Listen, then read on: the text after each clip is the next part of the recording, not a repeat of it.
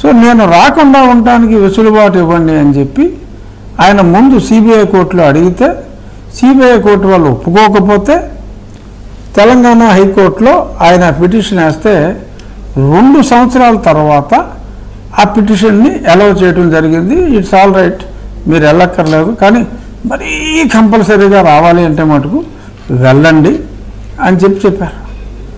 This is ridiculous. ఎందుకంటే ఒకసారి lower court కొట్టిన తర్వాత హైకోర్టులో స్టే ఇవ్వలేదు వెంకటకృష్ణ గారు దీని మీద. అయినప్పటికీ కూడా లోవర్ కోర్టులో వారం పిలిచినప్పుడు ఈ లాయర్లు వెళ్ళి హైకోర్టులో పెండింగ్లో ఉందండి అంటే దెర్ ఇస్ నో స్టే, కాబట్టి they need not bother at all. అలాగా హైకోర్టులో పెండింగ్ ఉందా, దట్స్ ఆల్ రైట్ అని చెప్పి అలా ఆ 3 సంవత్సరాల పాటు అది 2 ఏళ్ళు గడిచిపోయిన తర్వాత నువ్వు కోర్టుకి వెళ్ళక్కర్లేదులే అని చెప్పి ఒక ఆర్డర్ తెచ్చుకున్నారు. ఆర్డర్ తెచ్చుకున్న తర్వాత వెళ్ళాల.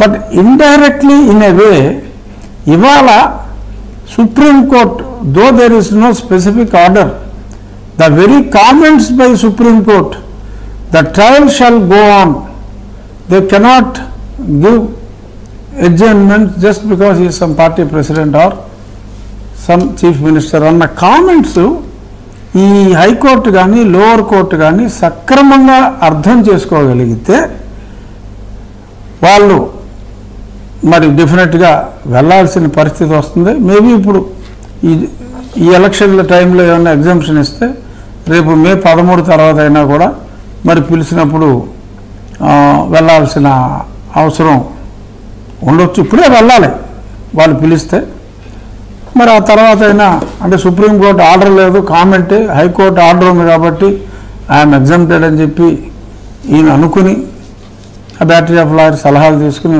వెళ్తాడని నేనైతే అనుకోవట్లేదు. బట్ కామెంట్స్ని మనం సీరియస్గా తీసుకున్నప్పుడు ఈయన వెళ్ళాలి అన్న అర్థం అయితే వస్తుంది.